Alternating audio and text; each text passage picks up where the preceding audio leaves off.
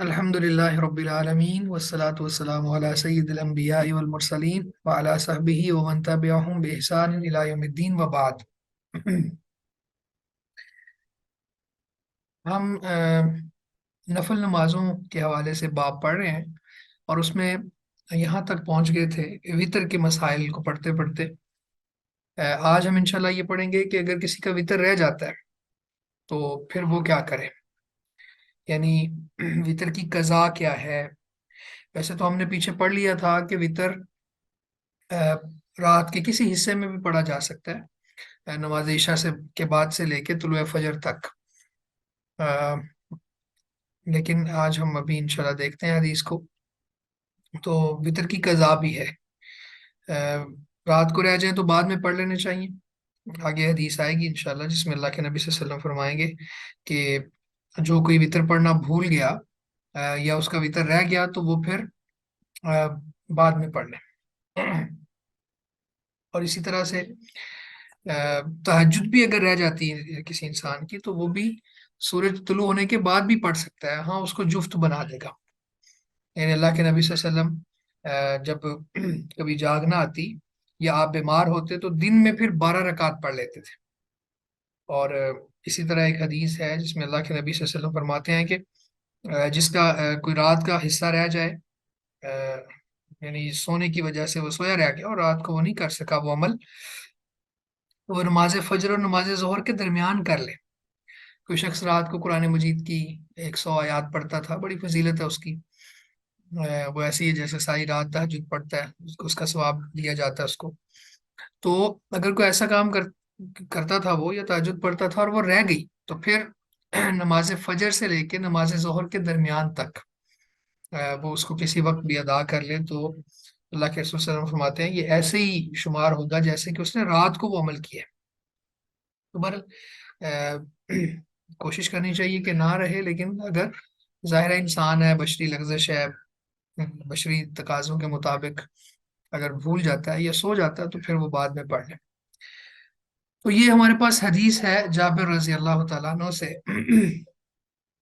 قال قال رسول اللہ صلی اللہ علیہ وسلم، کہتے ہیں کہ رسول اللہ صلی اللہ علیہ وسلم نے فرمایا من خاف ان لا يقوم من آخر اللیل فلیؤتر اولہ۔ من خاف، جس کو یہ خوف ہو، ان لا يقوم من آخر اللیل، کہ وہ رات کے آخری حصے میں بیدار نہیں ہو سکے گا، اٹھ نہیں سکے گا، فلیؤتر اولہ، اور اسے چاہیے کہ وہ پھر شروع میں پڑھ لے، رات کے پہلے حصے میں وطر پڑھ لے، یعنی نماز عشاء کے بعد وطر پڑھ کے سو جائے۔ ومن طمع ان یقوم آخرہ، اور جس کو یہ امید ہو، طامع کا یہاں معنی ہے امید، ویسے تو طمع لالچ کو کہتے ہیں، تو یہاں پہ وہ لالچ جس میں امید بھی ہو۔ ایک ہے کہ صرف یہ خواہش ہونا، خواہش کرنا یا لالچ کرنا کہ میں اٹھ جاؤں، ٹھیک ہے، ایک انسان کی خواہش تو ہوتی ہے، لیکن یہاں طامع کا مطلب یہ ہے کہ ایسی خواہش جس کے اندر امید بھی ہو اور اس کو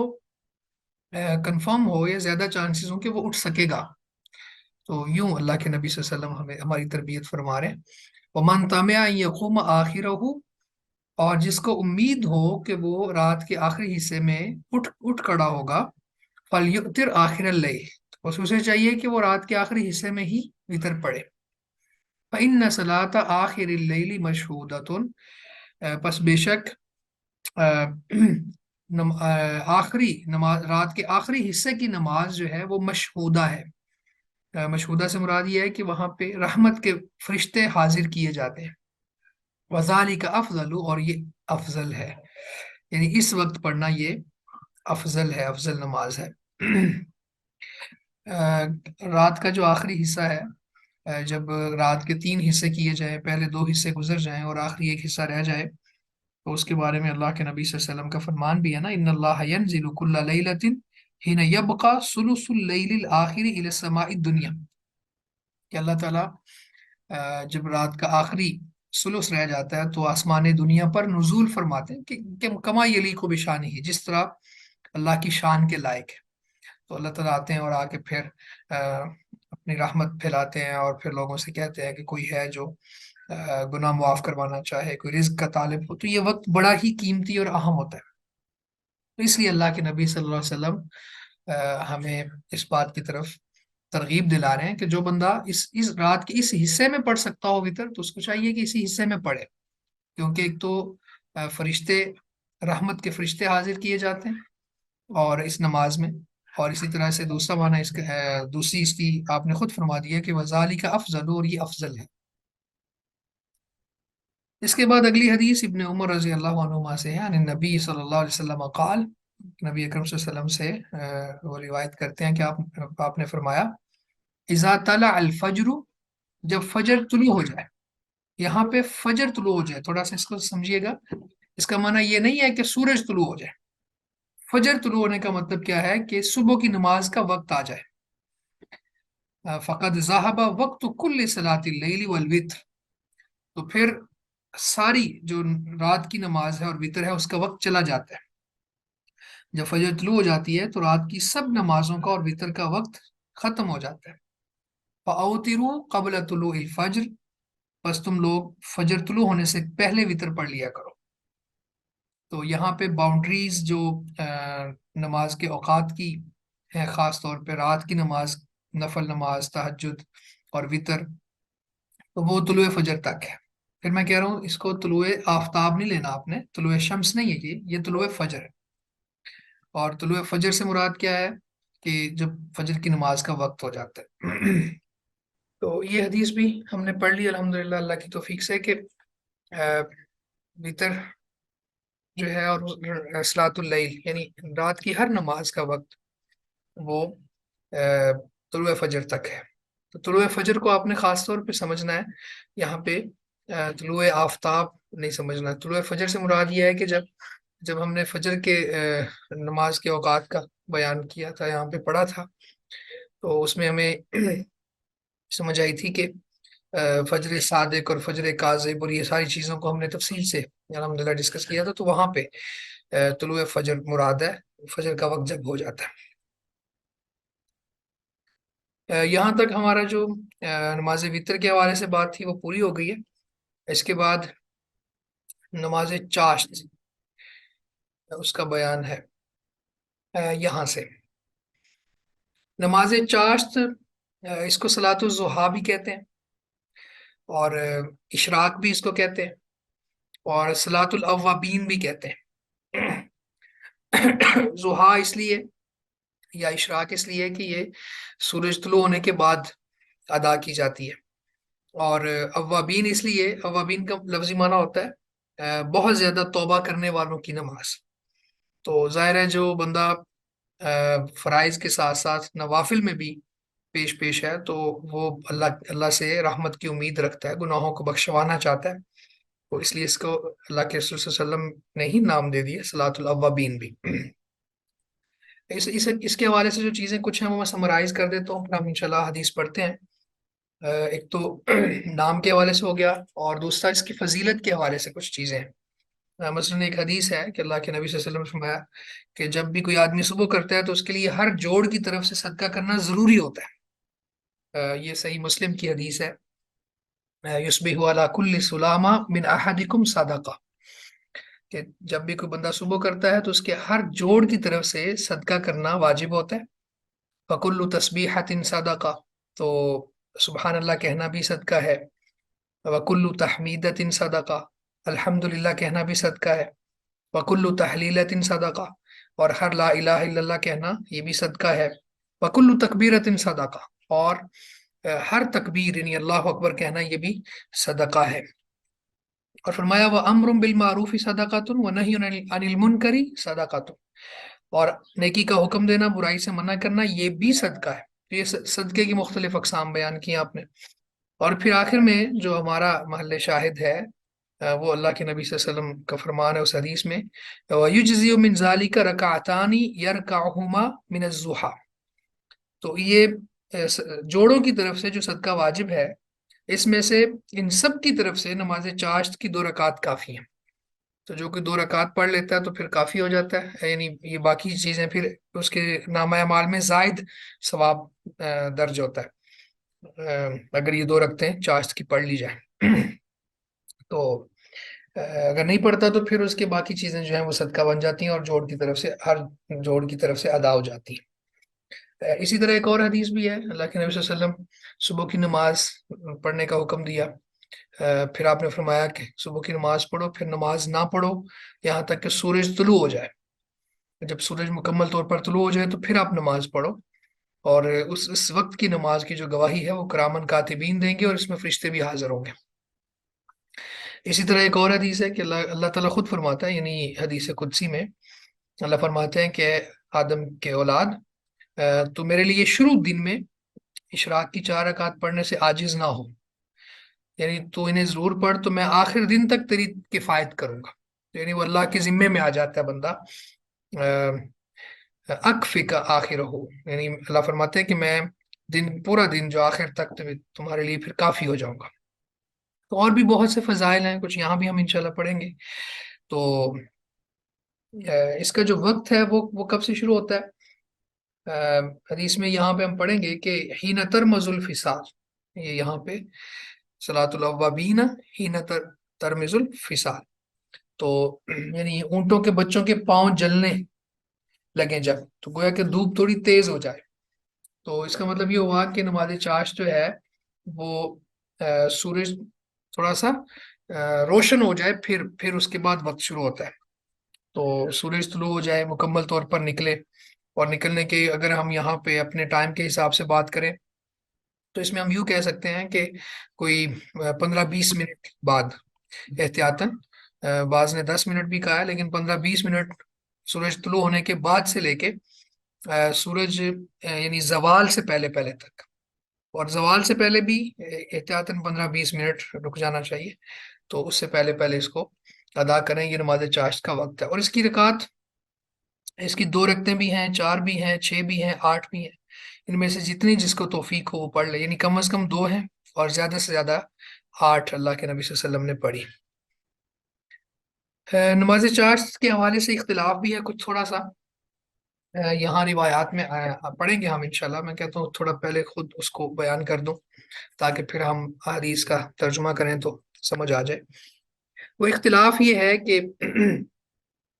بعض لوگ کہتے ہیں کہ یہ جو نماز ہے نا، یہ سفر سے واپس آنے والے کے لیے مشروع ہے، بس اس کے علاوہ کوئی نہیں پڑھ سکتا، یعنی کوئی بندہ سفر سے واپس پہنچا ہے تو وہ پڑھے، ورنہ باقی کسی کے حق میں مشروع نہیں ہے۔ اور دوسرا موقف یہ ہے کہ جو تہجد پڑھتا ہو وہ یہ نماز نہ پڑھے، اور جو تہجد نہیں پڑھتا وہ یہ نماز پڑھ لیا کرے، یہ دوسرا قول ہو گیا۔ تیسرا قول یہ ہے کہ یہ نماز مطلقاً مشروع ہے۔ تو نماز چاشت کے حوالے سے 3 اقوال میں نے بیان کیے۔ ایک قول یہ ہے کہ یہ نماز اس کے لیے اس کے حق میں مشروع ہے جو باہر سے آتا ہے، سفر کر کے واپس لوٹتا ہے تو وہ پھر آ کے یہ پڑھے گا۔ اور دوسرا قول یہ ہے کہ جو تہجد پڑھتا ہے وہ یہ نہیں پڑھے گا، جو تہجد نہیں پڑھتا وہ یہ پڑھ لے۔ اور تیسری بات یہ ہے کہ یہ مطلقاً مشروع ہے، اور اس کے لیے میں نے دلائل آپ کو پہلے بھی بتائے، جیسے اس کے لیے وہ حدیث ہی کافی ہے، اور یہی راج موقف ہے کہ جب بندہ صبح کرتا ہے تو اس کے ہر جوڑ پر صدقہ واجب ہوتا ہے، اور پھر سبحان اللہ، الحمدللہ، لا الہ الا اللہ، اللہ اکبر یہ کہنا صدقہ ہے، اور ان سب سے کافی ہو جاتا ہے اگر وہ چاشت کی 2 رکعتیں پڑھ لیتے۔ تو یہی صحیح قول ہے کہ یہ نماز مطلقاً مشروع ہے۔ لیکن اللہ کے نبی صلی اللہ علیہ وسلم نے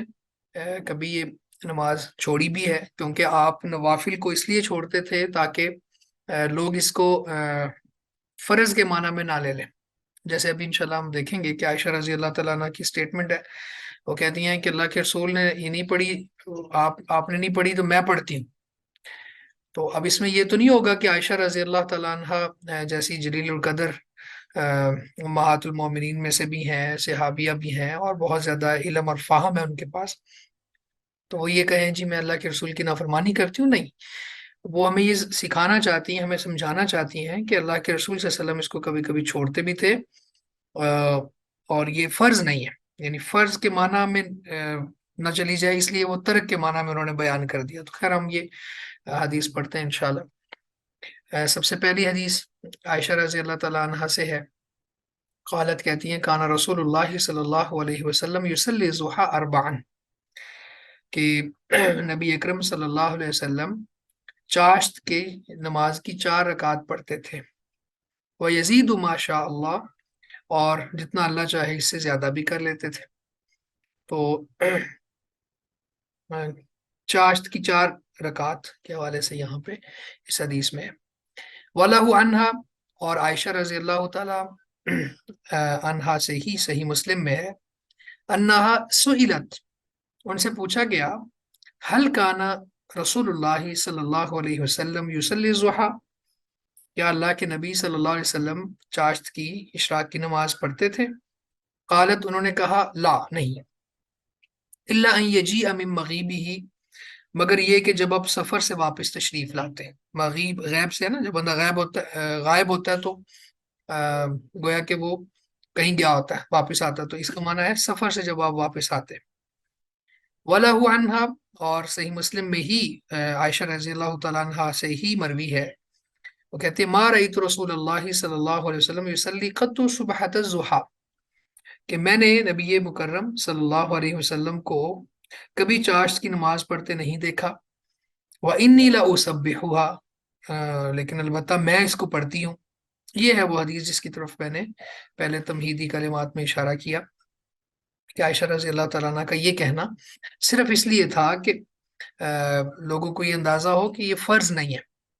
اور یہ نہیں ہو سکتا کہ اللہ کے رسول سے یہ نماز مشروع نہ ہو اور حضرت عائشہ پڑھتی رہے.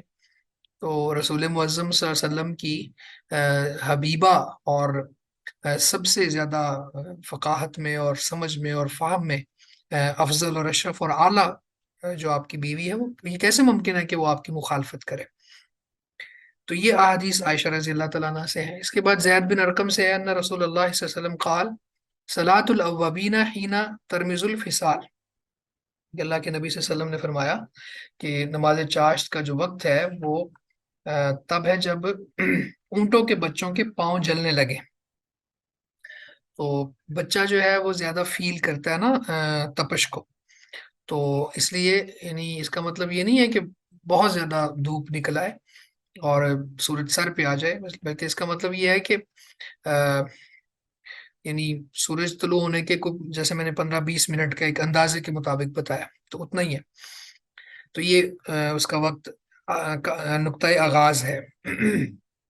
اس کے بعد انس رضی اللہ تعالیٰ عنہ سے مروی ہے، قال کہتے ہیں کہ رسول اللہ صلی اللہ علیہ وسلم نے فرمایا من صلی الضحیٰ اثنتی عشرۃ رکعۃ بن اللہ لہ قصرا فی الجنہ، جو چاشت کی 12 رکعت نماز پڑھتا ہے تو اللہ تعالیٰ اس کے لیے جنت میں ایک گھر بنا دیتے ہیں. تو یہ حدیث امام ترمذی نے اس کو بیان کیا، واستغربہ، اس کو غریب کہا ہے. غریب کا مطلب ہوتا ہے جس کی ایک ہی سند ہو. تو خیر یہ حدیث جو ہے اس حوالے سے بات کی گئی ہے. بعض نے تو یہ کہا، حافظ ابن حجر رحمہ اللہ نے فتح الباری میں، کہ اس کی سند میں کوئی ایسا راوی نہیں ہے کہ جو ضعیف ہو. لیکن بعض علماء کی تحقیق یہ کہتی ہے کہ یہ روایت اس میں کچھ ضعف بھی ہے.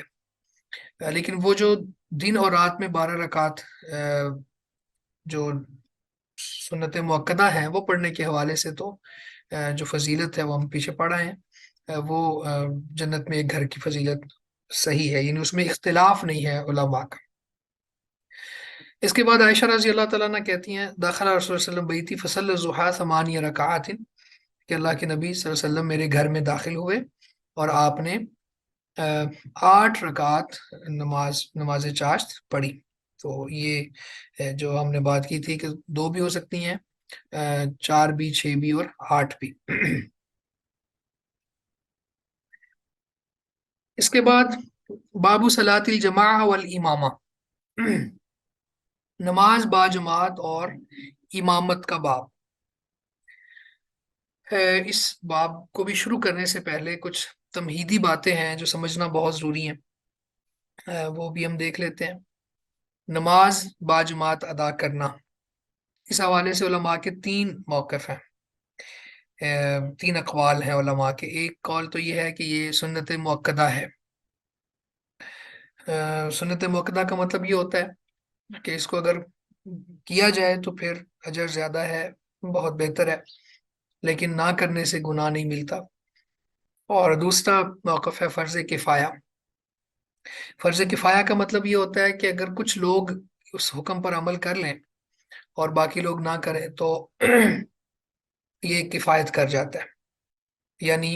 چونکہ یہ صلاۃ الجماع کا مطلب بیان ہے، پہلی بات تو یہ ہے کہ نماز با جماعت خواتین پر نہیں ہے۔ خواتین اگر پڑھ لیں، پڑھنا چاہیں، ان کو روکا بھی نہیں جا سکتا، وہ خود جماعت کروا لیں آپس میں، یا گھر میں کسی کوئی ان کا محرم جماعت کروا لے، یا محرم کے ساتھ کوئی اور لوگ ہوں تو اس طرح جماعت کروا لے، یا پھر مسجد میں جا کے جماعت کے ساتھ نماز ادا کر لیں۔ تو یہ ان کی ثواب دید پہ ہے، یعنی ان کو شریعت نے باؤنڈ نہیں کیا کہ وہ ہر نماز با جماعت جا کے مسجد میں ادا کرے۔ لیکن مردوں کے حوالے سے نماز با جماعت کا مسئلہ بڑا حساس ہے، اس حوالے سے ہم بات کر رہے ہیں کہ تین علماء کے اقوال ہیں۔ پہلا قول سنت مؤکدہ والا ہے، لیکن اس قول کی دلائل بہت کمزور ہے کہ نماز با جماعت پڑھ لیں تو بھی ٹھیک ہے، اکیلے پڑھ لیں تو بھی ٹھیک ہے، یعنی اس کو تساہل برتے ہیں اور یہ کہیں جی تو یہ تو واجب تو ہے ہی نہیں اور ضروری بھی نہیں ہے، تو صرف فضیلت حاصل کرنے کے لیے نماز میں شامل ہو جانا با جماعت، اور موقف یہ ہونا اور نظریہ یہ ہونا کہ کوئی بات نہیں، تنہا بھی پڑھ لوں گا تو بھی کفایت کر جائے گی، تو یہ سنت مؤکدہ والا موقف ہے، اور یہ میں نے بتایا کہ اس کے دلائل انتہائی کمزور ہیں۔ دوسرا موقف ہے فرض کفایہ۔ فرض کفایہ کا معنی یہ ہے کہ کسی علاقے میں نماز با جماعت قائم ہوتی ہو، یعنی سب لوگ مل کے یا پھر ہر بندہ ہی پڑھے، یہ چاہے نہ ہو، لیکن بہرحال وہاں پہ نماز قائم ہوتی ہو، کچھ مساجد ہوں، کچھ لوگ نماز قائم کرتے ہوں، تو یہ نماز با جماعت قائم کرنے کا فریضہ جب ادا ہوتا ہوگا تو باقیوں کی طرف سے بھی یہ ساقط ہو جائے گا۔ تو پھر کچھ لوگ اگر جماعت کے بغیر بھی پڑھ لیتے ہیں تو کوئی حرج والی بات نہیں ہے، یہ ہے فرض کفایہ کا۔ جیسے ہم کہتے ہیں جہاد فرض عین ہے، یہ فرض کفایہ ہے۔ تو فرض عین کا مطلب کیا ہوتا ہے کہ اس میں ہر بندے کو نکلنا ہوتا ہے، لیکن فرض کفایہ میں یہ ہوتا ہے کہ اس میں کچھ لوگ نکل جائیں تو باقیوں کی طرف سے وہ کفایت کر جاتا ہے۔ یہ دوسرا موقف ہے، اس حوالے سے کچھ دلائل تو ہیں، لیکن تیسرا جو قول ہے کہ یہ نماز با جماعت پڑھنا مردوں کے لیے فرض عین ہے، اس موقف کے ہی بہت زیادہ دلائل ہیں، اور یہی موقف دلائل کے اعتبار سے راجح ہے۔ اس کا مطلب یہ ہے کہ ہر بندے کو با جماعت نماز ادا کرنا ہوگی۔ ہاں اس کے پاس کوئی عذر ہے، جیسے بیماری ہے، یہ سویا رہ گیا ہے، یہ نماز بھول گیا ہے، تو یہ عذر وغیرہ اس کا قابل قبول ہے، اس کے لیے پھر شریعت نے حل بتایا ہوا ہے، لیکن بہت ضروری ہے کہ وہ نماز با جماعت ہی ادا کرے۔ اس کے بعد ہم انشاءاللہ یہ حدیث پڑھتے ہیں۔ پہلی حدیث ہمارے پاس عبداللہ بن عمر رضی اللہ تعالیٰ عنہما سے ہے، ان رسول اللہ صلی اللہ علیہ وسلم قال، عبداللہ بن عمر رضی اللہ تعالیٰ عنہ بیان کرتے ہیں کہ رسول اللہ صلی اللہ علیہ وسلم نے فرمایا، صلاۃ الجماعت افضل من صلاۃ الفذ ب27 درجہ۔ صلاۃ الجماع، نماز با جماعت ادا کرنا، افضل زیادہ بہتر ہے، افضل ہے، من صلاۃ الفذ اکیلے نماز پڑھنے سے، ب27 درجہ 27 گنا زیادہ۔ تو وہ جو ہے نا سنت مؤکدہ والے، وہ اس حدیث کو دلیل بناتے ہیں، وہ کہتے ہیں کہ دیکھیں یہاں پہ افضلیت کی بات ہے، تو اگر کوئی تنہا پڑھتا ہے تو اس کی نماز ادا ہو جاتی ہے، لیکن اگر باجماعت پڑھے گا تو اس کو پھر زیادہ نمازوں کا ثواب ملے گا، اور وہ 27 بھی ہے، اور اگلی حدیث میں ب25 جزء 25 جز ہے، یہ جز درجے کے معنی میں ہے، لیکن آگے دوسرے دلائل بھی آ رہے ہیں انشاءاللہ۔ وَلَهُمَا، اور بخاری مسلم میں ہی ہے، نبی ہریرہ رضی اللہ عنہ، ابو ہریرہ رضی اللہ تعالیٰ عنہ سے، ب25 جزء 25 جز یعنی 25 درجے جز بمانا درجہ ہے، جیسے یہ دیکھیں نا وکزال البخاری یا نبی سعید وقال درجہ، 27 درجے یا 25 درجے. تو یہ تفاوت کیوں ہے، یعنی 27 یا 25 فرق کیوں ہے؟ یہ فرق ہے اخلاص کی بنیاد پر اور نماز کو اہمیت دینے کی بنیاد پر، کہ جو زیادہ اہمیت دے گا اور زیادہ اخلاص کے ساتھ اور خشوع و خضوع کے ساتھ نماز جوائن کرے گا جا کے مسجد میں، تو اس کو زیادہ فضیلت ملے گی، زیادہ درجات ملیں گے، اور جو تھوڑا سستی کا شکار ہوگا اس کو کم درجات ملیں گے. ویسے بھی یہ سمجھ لیجئے کہ جب ہم نماز پڑھتے ہیں تو ایک نماز پڑھتے ہیں تو یہ ہماری 10 نمازیں کاؤنٹ ہوتی ہیں، کیونکہ نبی رحمت صلی اللہ علیہ وسلم کو جب اللہ تعالیٰ نے یہ نمازوں کا تحفہ دیا تھا اس امت کے لیے، تو آپ نے 50 نمازیں دی تھی. اور پھر موسیٰ علیہ السلام کے کہنے پہ نبی رحمت بار بار جاتے رہے، اور کم ہوتی ہوتی پھر 5 رہ گئی. تو آخر میں جو اللہ رب العزت نے جب 5 رہ گئی تھی تو فرمایا تھا کہ یعنی میں خالق ہوں اور میری سٹیٹمنٹ چینج نہیں ہوتی کہ یہ تمہاری امت 5 پڑے گی لیکن میں کاؤنٹ 50 ہی کروں گا. تو یہ امت پر ایک رحمت ہے کہ ہم ایک نماز پڑھتے ہیں تو وہ 10 گنا بڑھا دی جاتی ہے، 10 نمازیں شمار کی جاتی ہیں. اور پھر جیسے ہی اخلاص ہوتا ہے یا باجماعت نماز ادا کرتے ہیں تو اس کو یعنی خشوع و خضوع کے سبب پھر بڑھا دیا جاتا ہے. اور پھر حرم میں پڑھی ہوئی نماز، اگر حرم مکی میں پڑھیں ہم مسجد الحرام میں، تو ایک نماز 1,00,000 گنا بڑھا دی جاتی ہے، یعنی ایک نماز پڑھنے والے کی نماز 1,00,000 نمازیں کاؤنٹ کی جاتی ہیں. اور مسجد نبوی میں جو نماز پڑھتا ہے اس کی نمازیں 1,000 کاؤنٹ کی جاتی ہیں ایک نماز کے بدلے میں. اور پھر یہ میں تھوڑا سا اس لیے بتا رہا ہوں، آخر میں سمجھ آ جائے گی کہ اللہ کے نبی صلی اللہ علیہ وسلم فرماتے ہیں کہ قیامت والے دن بندے کے اگر فرائض کم ہو جائیں گے تو نوافل کو فرائض بنا دیا جائے گا. یا جو ہم سنت موقدہ، خیر موقدہ، یہ جو بھی پڑھتے ہیں تو نوافل پڑھتے ہیں، تو یہ نوافل کو پھر فرائض بنا کے انسان کا حساب کیا جائے گا. تو یہ بڑی کیلکولیشن ہو رہی ہے ہماری نمازوں کی. جب سے ہم نے بلوغت کی دہلیز پہ قدم رکھا ہے تب سے ایک ہمارا اکاؤنٹ ہے وہ کھل گیا ہے، اور اس میں ہماری نمازیں کاؤنٹ کی جا رہی ہیں، اور اس میں اتنی زیادہ فیور ہے اللہ کی طرف سے کہ ایک نماز پڑھتے ہیں تو 10 کا ثواب، پھر باجماعت پڑھتے ہیں تو 27 یا 25 درجے بڑھا دی جاتی ہے، پھر اخلاص کی بنیاد پہ 700 گنا تک رمضان میں بڑھا دی جاتی ہے. اس طرح کرتے کرتے پھر بھی اگر کوئی شخص نمازوں میں فیل ہو گیا تو اللہ کے نبی صلی اللہ علیہ وسلم فرماتے ہیں اول ما یحاسب به العبد یوم القیامہ الصلاۃ، قیامت والے دن سب سے پہلے جو حساب، آپ دیکھیں محاسبہ اور حساب کا معنی کیا ہوتا ہے، کیلکولیشنز کے معنی میں آتا ہے. یہ ریاضی کو ہم میتھمیٹکس کو اردو میں ہم حساب کہتے ہیں، عربی میں حساب کہتے ہیں. کیوں کہتے ہیں؟ کیونکہ اس میں کیلکولیشنز ہوتی ہیں. تو نمازوں کو کاؤنٹ کیا جائے گا، اور اس کیلکولیشن میں اگر تو کوئی کامیاب ہو گیا تو اللہ کے نبی صلی اللہ علیہ وسلم فرماتے ہیں پہلا حساب ہی ہوگا، اور اس کے بعد پھر وہ باقی چیزوں میں بھی کامیاب ہے. اور اگر یہاں ناکام ہو گیا تو پھر باقی چیزوں میں بھی ناکام ہو جائے گا. تو یہ میں نے تفصیل اس لیے بتائی کہ ایک تو ہمیں خوش ہونا چاہیے کہ ہمارا دین اتنی آسانی والا ہے کہ ہماری نمازوں کو اس طرح بڑھاتا ہے، ہمارے اجر کو اس طرح سے بڑھاتا ہے اللہ تعالیٰ. اور اللہ تعالیٰ ہمیں کامیاب رکھے کہ ہماری نمازیں قبول ہوں. تو دوسرا یہ ہے کہ پھر درجات میں تفاوت اس وجہ سے ہے، اس میں خشوع و خضوع اخلاص کی وجہ سے. جی تو اگلی حدیث ہمارے پاس ہے ابو ہریرہ رضی اللہ تعالیٰ عنہ سے، ان رسول اللہ صلی اللہ علیہ وسلم قال والذی نفسی بیدیہ، اس ذات کی قسم جس کے ہاتھ میں میری جان ہے. اب یہ اس حدیث کو پڑھنے سے پہلے یہ سمجھ لیں کہ یہ حدیث دلیل ہے ان لوگوں کی، علماء کے اس طبقے کی، فقہا کی، جو کہتے ہیں کہ نماز باجماعت پڑھنا مردوں کے لیے فرض عین ہے اور واجب ہے. تو آپ نے فرمایا والذی نفسی بیدہ، اس ذات کی قسم جس کے ہاتھ میں میری جان ہے، لقد ہممت، میرے دل میں یہ بات آتی ہے، یعنی البتہ یقیناً میں نے ارادہ کیا، ان آمر بحطب فیحتطب، کہ میں کچھ لکڑیاں چننے کا حکم دوں پس وہ جمع کی جائیں. ثم آمر بالصلاۃ فیؤذن لها، اور پھر میں نماز کے لیے حکم دوں تو اس کے لیے اذان کہی جائے. ثم آمر رجلا، پھر میں ایک آدمی کو حکم دوں، فیؤم الناس، بس وہ لوگوں کی امامت کروائے، ثم اخالف الى رجال لا يشهدون الصلاة، پھر میں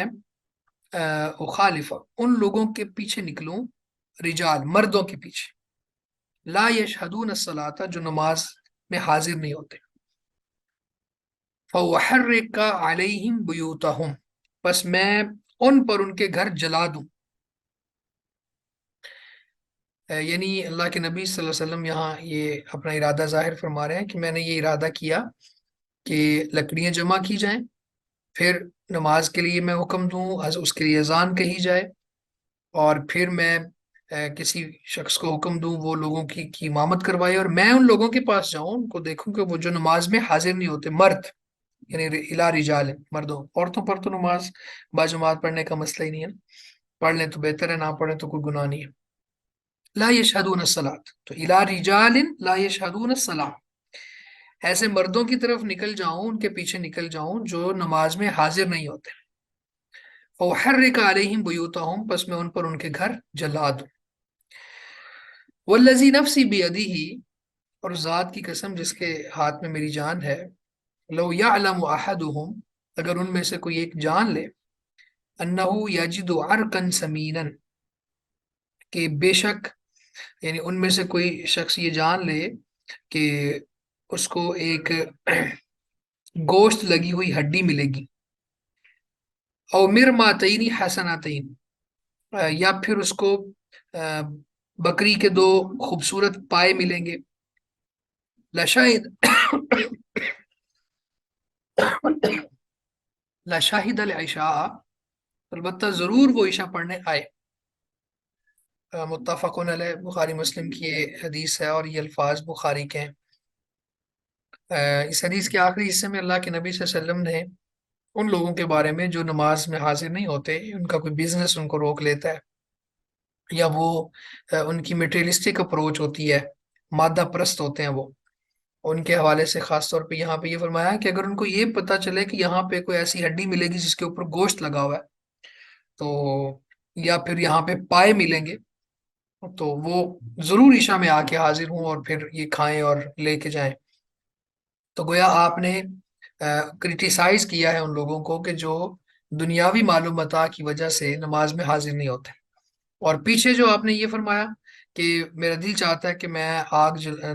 لکڑیاں جلانے کا، لکڑیاں اکٹھی کرنے کا حکم دوں، پھر ایک بندے سے کہوں کہ وہ نماز کی امامت کروائے، اور میں ان لوگوں کو پکڑوں، مردوں کو جو نماز میں حاضر نہیں ہوتے، ان کے گھر جلا دوں، تو یہ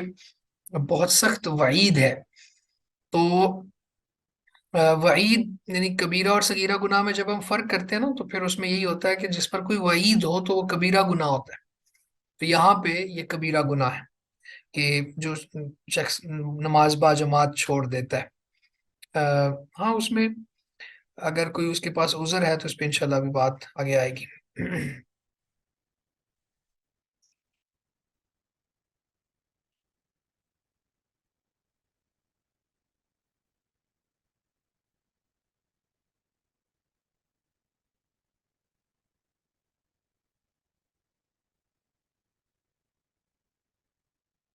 اسی طرح اگلی حدیث ہے ہمارے پاس، یہ بھی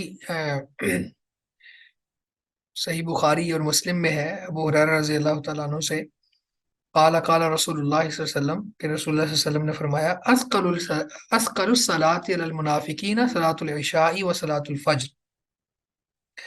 منافقین پر جو سب سے زیادہ بھاری نمازیں ہیں وہ عشاء کی نماز ہے اور فجر کی نماز ہے۔ وَلَوْ يَعْلَمُونَ مَا فِيهِمَا لَأَتَوْهُمَا وَلَوْ حَبْوًا، وَلَوْ يَعْلَمُونَ مَا فِيهِمَا، اور اگر وہ جان لیں اس میں کیا ہے، یعنی اس میں جو اجر ہے، جو اس میں فضیلت ہے، جو برکت ہے ان دونوں نمازوں میں، اگر اس کا ادراک ان کو ہو جائے، لَأَتَوْهُمَا وَلَوْ حَبْوًا، تو وہ ضرور آئیں، اگرچہ گھٹنوں کے بل گھسٹ کر ہی آنا پڑے۔ تو یہاں پہ اس حدیث میں ایک بات تو یہ ثابت ہوئی کہ فجر اور عشاء کی نماز میں مسجد میں نہ آنا یہ منافقین کا طرز عمل ہے، اور یہ نماز اگر کسی کو بھاری لگتی ہے تو پھر وہ اپنے دل کو دیکھے کہ کہیں اس میں نفاق تو نہیں پنپ رہا اور جگہ بنا رہا۔ تو دوسری بات یہاں پہ یہ ہے کہ ان دونوں نمازوں کی بہت فضیلت ہے. یعنی آپ یہ دیکھ لیں، اگر ہم اللہ کے نبی صلی اللہ علیہ وسلم کی کچھ احادیث کو یہاں ڈسکس کریں اس حوالے سے، تو آپ نے فرمایا جس نے نماز عشاء باجماعت ادا کی اور نماز فجر باجماعت ادا کی تو ایسی ہے جیسے اس نے ساری رات قیام کیا. اور پھر نماز فجر کی دو سنتوں کے حوالے سے ہم پیچھے پڑھ آئے ہیں کہ وہ دنیا اور دنیا میں جو کچھ ہے اس سب سے بہتر ہے. تو یعنی اتنی عظیم فضیلت کی حامل یہ نمازیں ہیں. لیکن اللہ کے نبی صلی اللہ علیہ وسلم فرماتے ہیں کہ یہ منافق پر بھاری ہوں گی جس کو شرح صدر ہے اور جو یہ سمجھتا ہے کہ میرے اللہ نے مجھے یہ جو نماز کے لیے بلایا ہے اپنے پاس، اور ایک دن میں 5 بار، یہی تو ایک پلرز آف اسلام میں سے ایک پلر ہے جس کے حوالے سے روزانہ ہم جواب دیتے ہیں. اس کے علاوہ تو باقی آپ دیکھ لیں شہادتین کا اقرار ہے وہ تو یعنی زندگی میں ایک دو دفعہ ہی ہے، اور پھر اسی طرح سے حج بھی زندگی میں ایک بار ہے، صاحب استطاعت پر ہے، اور اسی طرح سے زکوٰۃ بھی سالانہ بنیادوں پہ ہے اور وہ بھی ہماری سیونگز پہ ہوتی ہے اس کے آداب اس طرح سے، اور رمضان کے روزے بھی سال میں ایک دفعہ ہیں. تو یہ نماز ہے جس میں اللہ تعالیٰ روزانہ بلاتے ہیں. تو اب جو نہیں آتا تو پھر وہ دیکھ لے کہ کہیں اس کے دل میں نفاق تو نہیں. تو یہ اس حدیث میں ہے کہ اللہ کے نبی صلی اللہ علیہ وسلم نے فرمایا اسکر الصلاۃ علی المنافقین صلاۃ العشاء و صلاۃ الفجر، کہ منافقین پر سب سے زیادہ جو بھاری نمازیں ہیں وہ عشاء کی اور فجر کی نمازیں. اور اگر ان کو پتہ چل جائے اس کی فضیلت کا تو پھر آ جائیں، اور ولو حبون، گھٹنوں کے بل گھسٹ کر ہی آنا پڑے تو آ جائیں، یعنی پوری کوشش کے ساتھ آ جائیں.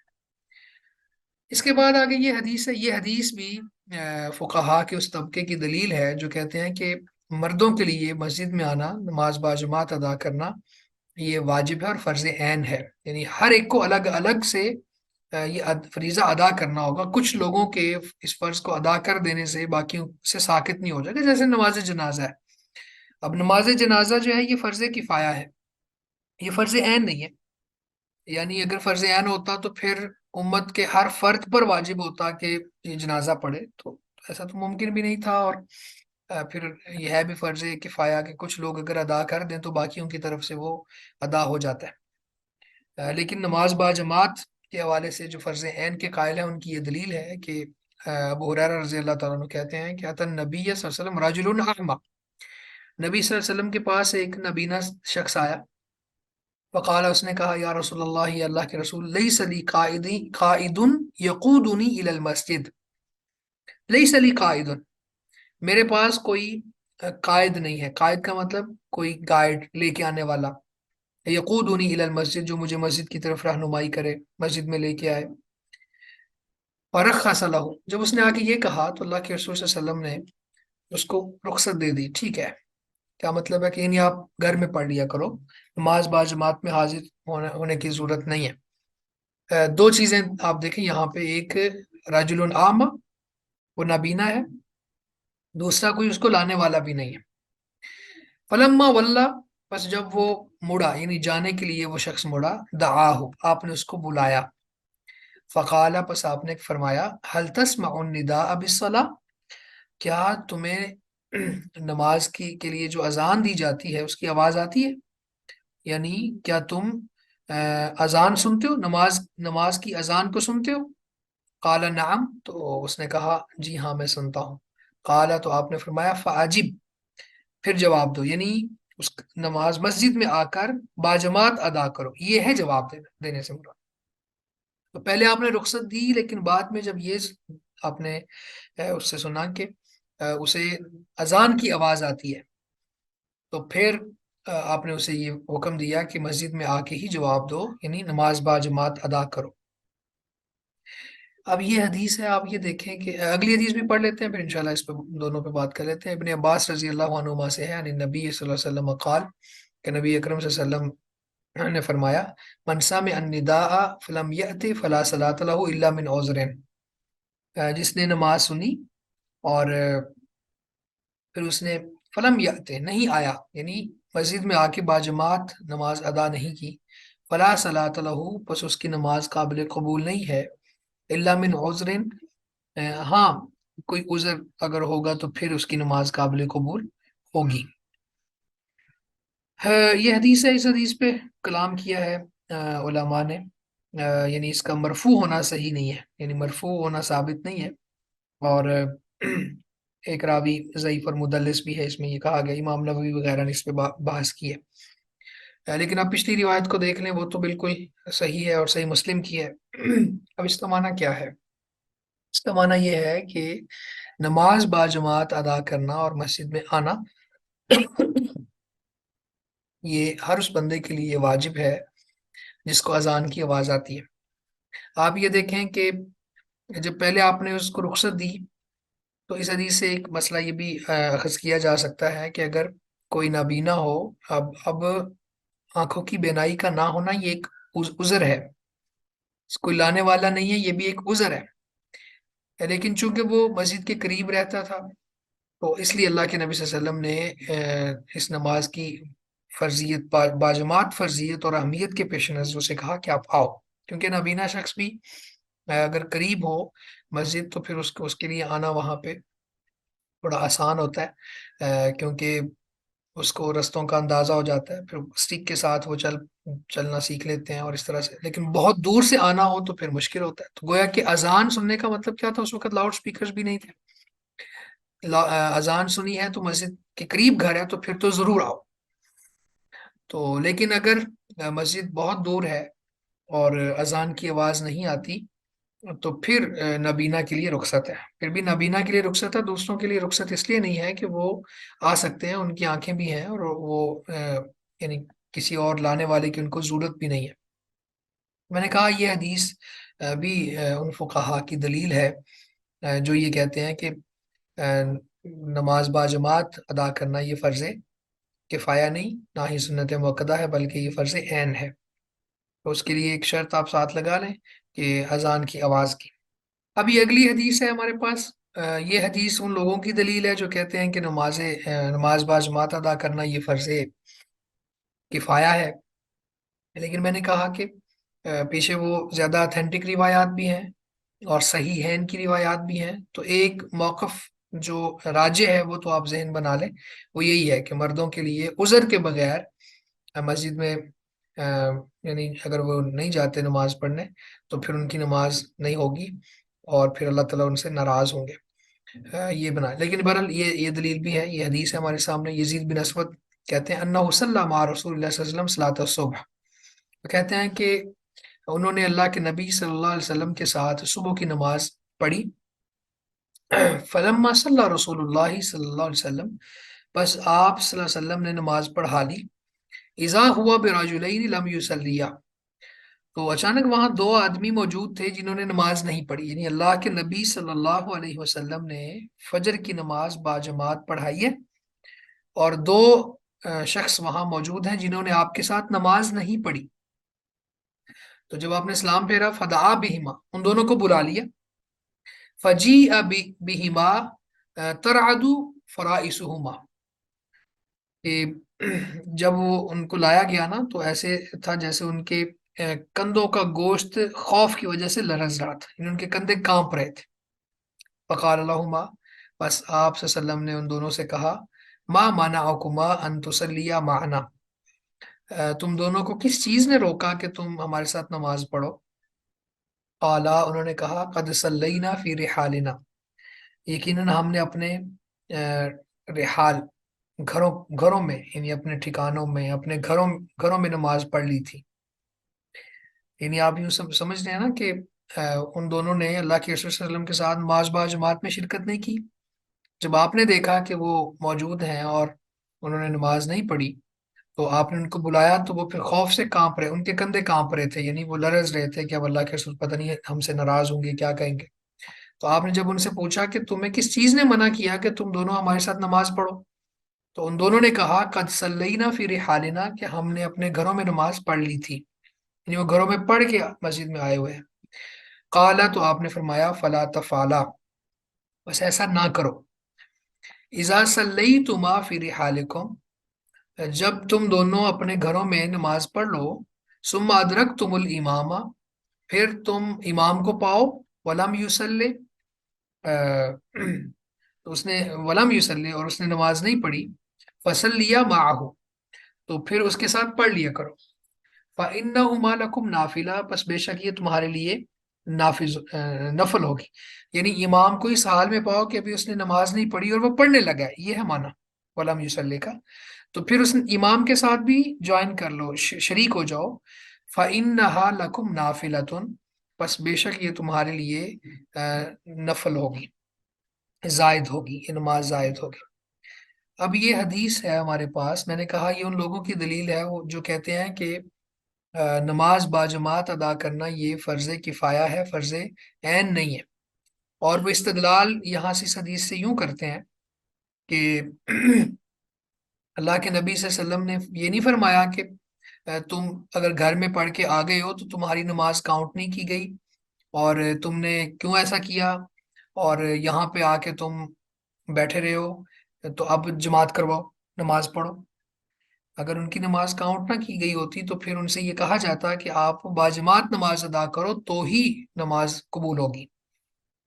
तो दूसरी वो इस्तदलाल की वजह ये है कि वो कहते हैं कि देखें, आपने ये नहीं फरमाया कि तुम जब आओ तो इमाम को पालो, तो इमाम के साथ पढ़ो, तो इमाम के साथ पढ़ी हुई नमाज तुम्हारी फर्ज हो जाएगी और घर में पढ़ी हुई नफल हो जाएगी, बल्कि आपने ये फरमाया कि तुम अगर घर में पढ़ के आ चुके हो तो यहाँ आने के बाद फिर इमाम ने अभी नमाज पढ़ानी हो, उसने अभी नहीं पढ़ी हो नमाज, तो जब वो पढ़ाने लगे तो उसके साथ पढ़ लिया करो, तो ये नमाज तुम्हारे लिए नफल हो जाएगी। यानी आपको इंशाल्लाह इस्तेदलालात समझ आ रहे होंगे, यही फिका होती है। तो वो ये कहते हैं कि आपने इस नमाज को नफल कहा, और उनको पहली नमाज जो है वो बाकायदा काउंट किया आपने। तो दूसरे इसका जवाब देते हैं जो फर्ज ऐन की बात करते हैं वो इस हदीस के बारे में, वो कहते हैं कि देखें, एक तो आपने फरमाया फला तफाला, ऐसा ना करो, यानी इसका एक माना ये भी है कि आप घरों में नमाज ना पढ़ो बल्कि मस्जिद में आके बाजमात ही पढ़ा करो। एक माना वैसे इसका ये भी निकलता है कि आप बैठे ना रहा करो, साथ ज्वाइन किया करो, तो वो मतलब दूसरा भी है। तो दूसरी बात यह है कि बाकी जो सही है इनकी रिवायात हैं वो भी तो हैं कि जिसमें आपने नबीना सहाबी को घर में इजाजत नहीं दी, तो हो सकता है इनके पास कोई उज़र भी हो। तो बहरहाल ये इस तरह से फुकाहा की मुख्तलिफ बहसें हैं जिनका खुलासा ये है कि नमाज बाजमात अदा करना मस्जिद में जाके मर्दों के लिए ज़रूरी और लाजमी है। अब ये बाब जो हम पढ़े थे ये बाब था बाबू सलातिल जमा वल इमामा, यानी नमाज बाजमात का बाब और इमामत का बाब। तो नमाज बाजमात के हवाले से तो बातें हो गई, और उसमें फुकाहा के तीन जो अकवाल हैं वो भी हमने डिस्कस कर लिए। फिर जिन जिन अहादीस में से वो मसाइल अखज़ करते हैं और उसको महल शाहिद और वजहुल इस्तिशहाद के हवाले से जो बातें थी वो अल्हम्दुलिल्लाह हो गई। अब है इमामत के हवाले से कुछ मसाइल। तो इमामत के हवाले से ये समझ लीजिए कि इमाम की पैरवी करनी चाहिए, इमाम के पीछे चलना चाहिए। तो इमाम के पीछे जब हम नमाज पढ़ते हैं तो उसकी चार सूरतें होती हैं। एक है मुसाबकत। मुसाबकत का माना क्या है कि इमाम से आगे आगे चले, इमाम अभी रुकू में नहीं गया, मुक्तदी पहले ही रुकू में चला जाए। इमाम अभी सजदे में नहीं गया, मुक्तदी पहले ही सजदे में चला जाए, तो ये क्या है, मुसाबकत, यानी इमाम से आगे बढ़ना। तो ये तो ममनू है, और ऐसा करने वाले के बारे में सख्त वईद है। अल्लाह के नबी सल्लल्लाहु अलैहि वसल्लम फरमाते हैं कि इमाम से पहले अगर तुम सर उठाते हो तो कहीं ऐसा ना हो अल्लाह ताला वो जो सर है वो हिमार से बदल दे, यानी गधे का बना दे। तो ये मुसाबकत की तो कतई गुंजाइश नहीं है। उसके बाद है मुवाफकत। मुवाफकत का माना क्या है कि इमाम के साथ साथ रहना, यानी इमाम रुकू में गया तो मुक्तदी भी इमाम के साथ ही गया, ना उससे आगे ना पीछे, बिल्कुल साथ। ये है मुवाफकत। तो मुवाफकत के हवाले से वईद तो कोई नहीं है, लेकिन ये काबिल तारीफ भी नहीं है, यानी बिल्कुल इमाम के साथ साथ रहना ये काबिल तारीफ नहीं है। आगे हम मुताबात। मुताबात जो है इसका माना यह है कि इमाम से थोड़ा सा पीछे चलना, यानी इमाम रुकू में चला गया है पूरा तो रुकू में जाने के लिए झुकना, इमाम सजदे में पहुंच चुका है तो सजदे में जाने के लिए झुकना, यानी इमाम एक रुकन में दाखिल हो गया है तो पूरी तरह दाखिल हो चुका है तो मुक्तदी फिर उस रुकन के लिए कोशिश करे और उस रुकन में दाखिल होने के लिए झुके। یہ ہے مطابقت، اور یہ ہے قابل تعریف، اور یہ مقصود و مطلوب ہے شریعت کا، کہ شریعت یہ چاہتی ہے کہ امام کے ساتھ مطابقت والا رویہ اپنایا جائے، تھوڑا سا اس کے پیچھے رہا جائے۔ اور چوتھی بھی ایک صورت ہوتی ہے، وہ تخلف ہے۔ تخلف کا معنی کیا ہے؟ کہ بہت ہی پیچھے رہ جانا، یعنی امام دوسرے سجدے میں جا رہا اور یہ ابھی پہلے سجدے میں بھی نہیں پہنچا، یہ ہے تخلف، یعنی بہت پیچھے رہ جانا۔ تو جس طرح مسابقت جائز نہیں ہے، اسی طرح تخلف بھی جائز نہیں ہے۔ تو چار صورتیں میں نے بتائیں: مسابقت، موافقت، مطابقت اور تخلف۔ تو پہلی اور چوتھی، مسابقت اور تخلف، یہ تو بالکل ٹھیک نہیں ہے، یہ تو ممنوع ہے۔ اور باقی جو موافقت ہے، وہ موافقت میں گناہ نہیں ہے، لیکن وہ قابل تعریف بھی نہیں ہے۔ یعنی بہتر، اولا اور افضل بات یہ ہے کہ انسان مطابقت کرے، اور مطابقت کیا ہے؟ امام سے تھوڑا سا پیچھے رہے۔ اس کا ایک طریقہ یہ ہے، جیسے دو طرف سلام پھیرتے ہیں نا، تو امام نے ایک طرف سلام پھیر لیا، دوسری طرف پھیرنے لگا ہے، تو یہ پہلی طرف پھیر لے اور پھر اس کے تھوڑا پیچھے پیچھے رہے، یہ ہے مطابقت۔ تو یہاں امامت کے کچھ احکام ہیں، انشاءاللہ وہ ہم پڑھ لیتے ہیں۔ حدیث ہے ہمارے پاس ابو ہریرہ رضی اللہ تعالیٰ عنہ سے، قال قال رسول اللہ صلی اللہ علیہ وسلم۔ ابو ہریرہ عبد الرحمن بن سخر رضی اللہ عنہ کہتے ہیں کہ رسول اللہ صلی اللہ علیہ وسلم نے فرمایا: انما جعل الامام لیؤتم بہ، بے شک امام جو ہے وہ اس لیے مقرر کیا جاتا ہے تاکہ اس کی پیروی کی جائے، یعنی اس کی اقتداء کی جائے۔ لیؤتم بہ کا معنی کیا ہے؟ تاکہ اس کی اقتداء کی جائے۔ فَإِذَا كَبَّرَ فَكَبِّرُوا، بس جب وہ اللہ اکبر کہے تو تم اللہ اکبر کہو۔ وَلَا تُكَبِّرُوا حَتَّى يُكَبَّرَ، اس کے اللہ اکبر کہنے سے پہلے تم نہ کہو۔ وَإِذَا رَكَعَ فَارْكَعُوا، جب وہ رکوع کرے تو تم رکوع کرو۔ وَلَا تَرْكَعُوا حَتَّى يَرْكَعَ، اور تم تب تک رکوع میں نہ جاؤ جب تک وہ رکوع نہیں کر لیتا۔ وَإِذَا قَالَ سَمِعَ اللَّهُ لِمَنْ حَمِدَهُ، اور جب وہ سَمِعَ اللَّهُ لِمَنْ حَمِدَهُ کہے، فَقُولُوا، تو تم کہو، اللَّهُمَّ رَبَّنَا لَكَ الْحَمْدُ۔ وَإِذَا سَجَدَ فَاسْجُدُوا، جب وہ سجدہ کرے تو تم سجدہ کرو۔ وَلَا تَسْجُدُوا حَتَّى يَسْجُدَ، تو تم تب تک سجدہ نہ کرو جب تک وہ سجدے میں نہ چلا جائے۔ وَإِذَا صَلَّى قَائِمًا فَصَلُّوا قِيَامًا، اور جب وہ کھڑا ہو کے نماز پڑھا رہا ہو، قیام کی حالت میں ہو، تو تم بھی قیام کی حالت میں جاؤ۔ وَإِذَا صَلَّى قَاعِدًا فَصَلُّوا قُعُودًا أَجْمَعِينَ، اور جب وہ بیٹھ کر نماز پڑھا رہا ہو تو تم بھی سارے پھر بیٹھ کر ہی نماز پڑھو۔ اچھا، اس حدیث میں کچھ چیزیں بڑی سمجھنے کے لائق ہیں۔ اس میں ایک بات تو یہ ہے، جیسے ہم نے پہلے چار چیزیں سمجھ لیں: مسابقت، موافقت، مطابقت اور تخلف، تو یہ چیزیں بہت اہم ہیں، ان کو دیکھنا ہوگا۔ اس میں سے صرف مطابقت جو ہے یہ قابل تعریف ہے، موافقت اس کی گنجائش ہے، اور باقی جو مسابقت اور تخلف ہے اس کی تو گنجائش بھی نہیں۔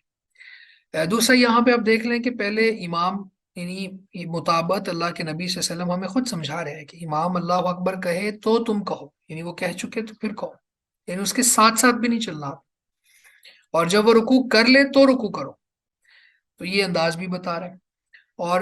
دو باتیں یہاں مزید سمجھنے کے لائق ہیں، وہ یہ کہ ایک نماز یہ ایک بات یہ ہے کہ یہ جب وہ سمیع اللہ لمن حمیدہ کہے تو تم اللہم ربنا لک الحمد کہو۔ تو اس میں باقی روایات کو بھی جب ہم ساتھ ملا لیں تو ایک بات یہ ثابت ہوتی ہے کہ مقتدی بھی سمیع اللہ لمن حمیدہ کہنے کے بعد یہ کہے گا اللہم ربنا لک الحمد، اور اللہم ربنا لک الحمد بھی، ربنا ولک الحمد بھی، ٹھیک ہے۔ تو یہ مختلف صیغے جو شریعت میں ثابت ہوتے ہیں، وہ پھر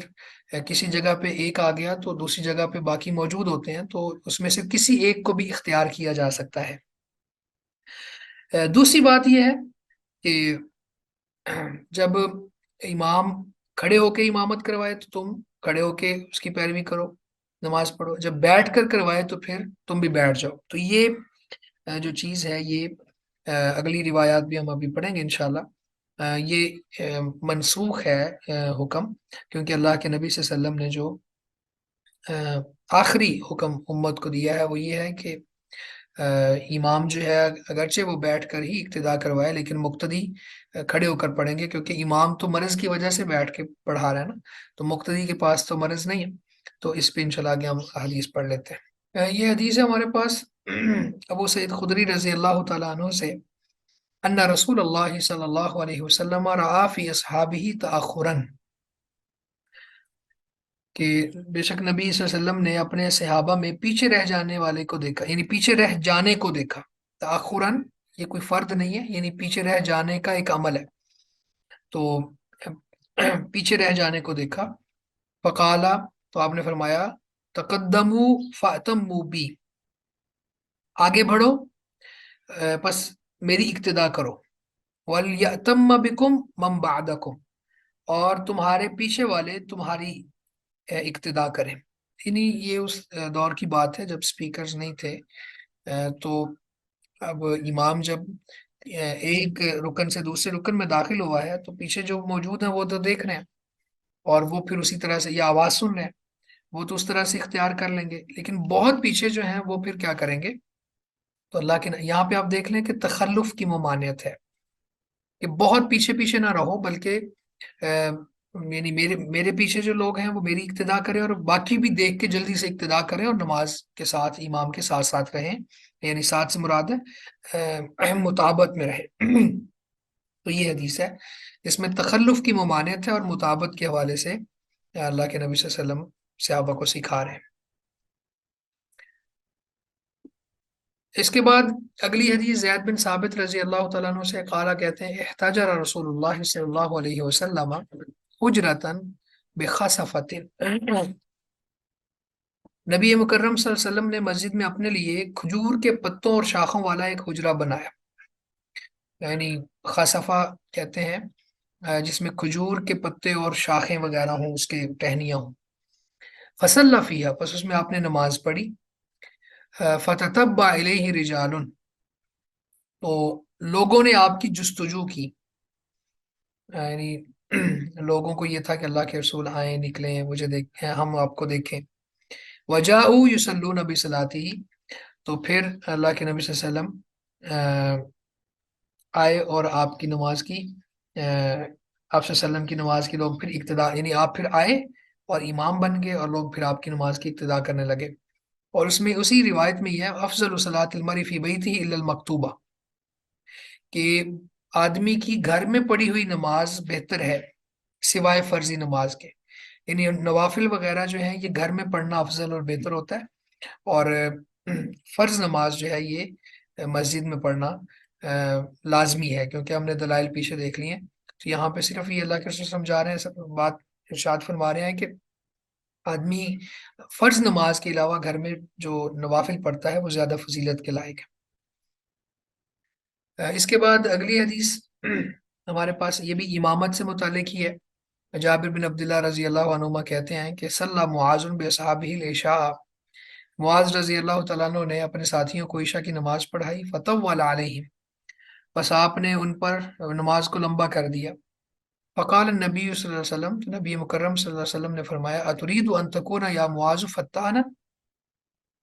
اے معاذ کیا تم لوگوں کو آزمائش میں ڈالنے والا بننا چاہتے ہو؟ اذا اممت الناس، جب آپ لوگوں کو امامت کرواؤ، فقرا، بس آپ پڑھو والشمس وضحاها وسبح اسم ربک الاعلی واقرأ بسم ربک الذی خلق واللیل اذا یغشی، تو یہ صورتیں آپ نے بتائیں تو آپ یہ پڑھا کرو، یعنی بہت لمبی نماز پڑھ کے لوگوں کو فتنے میں نہ ڈالو۔ اگر آپ کو یہ کنفرمیشن ہے کہ آپ کے مقتدی جو ہیں وہ برداشت کریں گے، اور آپ کی ان کے ساتھ انڈرسٹینڈنگ ہے، اور آپ نے یہ طے کیا ہوا ہے کہ ہم اس نماز میں اتنا اتنا لمبا کریں گے اور اتنا پڑھیں گے، تو ٹھیک ہے۔ لیکن آپ اگر اس طرح سے ان کو اچانک آزمائش میں ڈالو تو پھر ٹھیک نہیں ہے، پھر یہ صورتیں پڑھ لیا کرو۔ اور دوسری روایات میں بھی اللہ کے نبی صلی اللہ علیہ وسلم نے جو امام کو نصیحت فرمائی ہے اور باتیں سمجھائی، اس میں یہ فرمایا کہ آپ ان میں سے سب سے کمزور کی پیروی کرو، یعنی آپ کے پیچھے بچے بھی ہوتے ہیں، عورتیں بھی ہوتی ہیں، بوڑھے بھی ہوتے ہیں، تو ایسے لوگ بھی ہوتے ہیں جن کو کوئی نہ کوئی حاجت ہوتی ہے، تو پھر آپ ان میں سے سب سے کمزور کی پیروی کرو، یعنی آپ لحاظ کرو بوڑھوں کا بھی، تو اس طرح امامت کرواؤ۔ اچھا، یہ آگے حدیث ہے ہمارے پاس کہ جس میں مقتدی اور امام کا، اگر امام بیٹھ کے نماز پڑھا رہا ہے پھر مقتدی، تو اس کو ابھی ہم دیکھ لیتے ہیں۔ وہ اصل میں جو سچویشن تھی اس وقت اللہ کے نبی صلی اللہ علیہ وسلم کے ساتھ جس سے استدلال کیا جاتا ہے، تو وہ یہاں پہ واضح طور پر بیان کی گئی ہے۔ عائشہ رضی اللہ تعالیٰ عنہ سے مروی ہے فی قصۃ صلاۃ رسول اللہ صلی اللہ علیہ وسلم بالناس، لوگوں کو نماز پڑھانے کے قصے میں، وہ ہوا مریض، اس حال میں کہ آپ بیمار تھے، مریض تھے۔ قالت کہتی ہیں فجاء حتی جلس عن یسار ابی بکر، کہ آپ آئے، اللہ کے نبی صلی اللہ علیہ وسلم آئے، حتی یہاں تک کہ جالس آپ بیٹھ گئے، عن یسار ابی بکر، ابو بکر کے بائیں طرف۔ تو جب دو لوگ نماز پڑھ رہے ہوں تو امام بائیں طرف ہوتا ہے، تو یہ ابو بکر کو کہہ دیا تھا، اللہ کے نبی صلی اللہ علیہ وسلم نے حکم دے دیا تھا کہ آپ نماز پڑھائیں لوگوں کو، تو لیکن پھر بھی آپ نماز پڑھنے کے لیے آئے، یہ مرض الموت میں، اور ایک طرف ایک صحابی نے آپ کو سہارا دیا ہوا تھا، دوسری طرف دوسرے نے، غالباً ایک طرف علی رضی اللہ تعالیٰ عنہ تھے، دوسری طرف عباس تھے، اور آپ کی جو ٹانگیں تھیں وہ اس میں ایسے جیسے جان نہیں ہوتی، تو وہ زمین پر رگڑ کھا رہے تھے، وہ لکیر بن رہی تھی پاؤں پاؤں کے ساتھ۔ تو یہ وہ واقعہ ہے جس میں اللہ کے نبی صلی اللہ علیہ وسلم پھر اس دنیا سے چلے گئے، تو اس میں آپ نے نماز کو پھر بھی فراموش نہیں کیا اور مسجد میں جانا پسند کیا، حالانکہ آپ کے پاس عذر بھی تھا۔ تو جب آپ آئے تو ابو بکر لوگوں کو نماز پڑھا رہے تھے، تو آپ ابو بکر رضی اللہ تعالیٰ عنہ کی بائیں طرف آ گئے، یعنی آپ آ کے ابو بکر کے امام بن گئے۔ فکان یصلی بالناس جالسا، بس اللہ کے نبی صلی اللہ علیہ وسلم لوگوں کو بیٹھ کر نماز پڑھا رہے تھے، تو ابو بکر قائما، اور ابو بکر جو ہیں وہ کھڑے ہو کر، یقتدی ابو بکر بصلاۃ النبی صلی اللہ علیہ وسلم، ابو بکر جو ہیں وہ اللہ کے نبی کی نماز کی پیروی کر رہے تھے، وہ یقتدی الناس بصلاۃ ابی بکر، اور لوگ جو ہیں وہ ابو بکر کو دیکھ رہے تھے اور ان کی اقتداء کر رہے تھے۔ تو یہاں پہ یہ بات، یعنی محدثین جب اس حدیث کو بیان کرتے ہیں نا، جس کے اوپر ہیڈنگ لگاتے ہیں، ہیڈنگ یہ ہوتی ہے کہ بیٹھ کر نماز پڑھانے والا جو امام ہے اس کے پیچھے کھڑے ہو کر نماز ادا کی جا سکتی ہے۔ تو اللہ کے رسول صلی اللہ علیہ وسلم بیٹھ کے پڑھا رہے تھے، تو آپ کے پیچھے پھر ابو بکر نے بھی کھڑے ہو کر پڑھی، باقی لوگوں نے بھی کھڑے ہو کر پڑھی۔ تو یہ سمجھنا کہ جیسے پیچھے حدیث گزری ہے نا، اس کی وضاحت یہ ہے، یعنی یہ جو سمجھا جاتا ہے کہ اگر امام بیٹھ کے پڑھائے گا تو بیٹھ کے ہی اس کی اقتداء کریں گے، تو یہ حدیث اس بات کی دلیل ہے کہ امام اگر کسی عذر کی وجہ سے بیٹھ کے نماز پڑھاتا ہے تو مقتدی کھڑے ہو کر ہی نماز پڑھیں گے، وہ بیٹھ کر نہیں پڑھیں گے۔ یہ وہی حدیث ہے جس کے حوالے سے تھوڑی سی میں نے بات پیچھے کی بھی ہے۔ ابو ہریرہ رضی اللہ تعالیٰ عنہ کہتے ہیں ان نبی صلی اللہ علیہ وسلم قال، بے شک نبی صلی اللہ علیہ وسلم نے فرمایا، اذا اما احدکم الناس، تم میں سے جب کوئی ایک لوگوں کو نماز پڑھائے، امامت کروائے، اما یا امو کا مطلب ہوتا ہے امامت کروانا، فلیخفف، بس چاہیے کہ وہ نماز کو ہلکا پڑھائے، تخفیف سے کام لے، فإن فیہم الصغیر، بس بے شک ان میں چھوٹے بھی ہوتے ہیں، والکبیر، اور بڑے بھی ہوتے ہیں، والضعیف، اور کمزور بھی ہوتے ہیں، یا بوڑھے مراد ہیں، بوڑھے بھی ہوتے ہیں، کمزور بھی ہوتے ہیں، یا پھر یوں آپ کر لیں کہ والکبیر سے مراد بوڑھے لے لیں، اور والضعیف سے مراد کمزور لے لیں، یعنی کسی کو کوئی بیماری لاحق ہے یا ناتواں ہے، وذل حاجہ، اور حاجت مند بھی ہوتے ہیں۔ حاجت مند سے مراد کیا ہے کہ کسی نے کسی کام کے لیے جانا ہے، یا پھر یہ ہو سکتا ہے کہ آپ اس کو نماز کے دوران کوئی حاجت لاحق ہو جاتی ہے، انسان ہے، انسان کے ساتھ حوائج لگی ہوئی ہیں، اس کو شدید بھوک لگ سکتی ہے، شدید پیاس لگ سکتی ہے، یا پھر اس کو واش روم جانا ہوگا، تو انسان کے ساتھ یہ حاجات کا معاملہ بھی ہے۔ تو اللہ کے نبی صلی اللہ علیہ وسلم آپ دیکھیں کتنی جامع تعلیمات دے رہے ہیں، اور آپ فرما رہے ہیں کہ جب تم میں سے کوئی ایک لوگوں کا امام بنے، لوگوں کی امامت کروائے، تو فلیخفف، اسے چاہیے کہ وہ ہلکا رکھے، تخفیف کرے، فإن فیہم الصغیر، اس میں بچے بھی ہو سکتے ہیں، والکبیر، اور بوڑھے بھی، والضعیف، اور کمزور بھی، وذل حاجہ، اور حاجت مند بھی، فإذا صلی وحدہ فلیصلی کیف شاء، بس جب وہ اکیلا پڑھ رہا ہو تو پھر جیسے مرضی پڑھ لے۔ یہ بخاری مسلم کی حدیث ہے، یعنی جب وہ امام لوگوں کو امامت نہیں کروا رہا اور تنہا نماز پڑھ رہا ہے، تو پھر وہ چاہے جتنا مرضی اس میں قرات کرے، جتنا مرضی اس کے رکوع کو لمبا کرے، جتنا مرضی اس میں وہ سجدہ طویل کرے، تو اس کو اختیار ہے اور وہ کرے، اس سے صرف وہی اپنے آپ کو دیکھ رہا ہے اور اس میں اس کو لے کے چل رہا ہے، باقی لوگ تو اس کے ساتھ شریک نہیں ہیں۔ لیکن جب دوسرے لوگ شریک ہو جائیں تو پھر اس کو ان چیزوں کا خیال رکھنا چاہیے، اور یہ سوچنا چاہیے کہ اس کے مقتدیوں میں سے بچے بھی ہو سکتے ہیں، بڑے بھی ہیں، ضعیف بھی ہیں، حاجت مند بھی ہیں۔ تو یہاں پہ اللہ کے نبی صلی اللہ علیہ وسلم نے نہیں، بڑا خوبصورت دین ہے ہمارا الحمدللہ، جو انسان کے لیے آسانی پیدا کرتا ہے۔ اللہ نے بھی قرآن مجید میں احکامات دیے نا، تو ساتھ ہی فرمایا کہ یرید اللہ بکم الیسر، اللہ تعالیٰ تمہارے لیے آسانی کا ارادہ کرتا ہے، ولا یرید بکم العسر، تمہارے لیے تنگی کا ارادہ نہیں کرتا۔ تو یہ دین یسر ہے۔ نہیں جی، یہاں تک انشاءاللہ اللہ تعالیٰ قبول فرمائے جو ہم نے پڑھا۔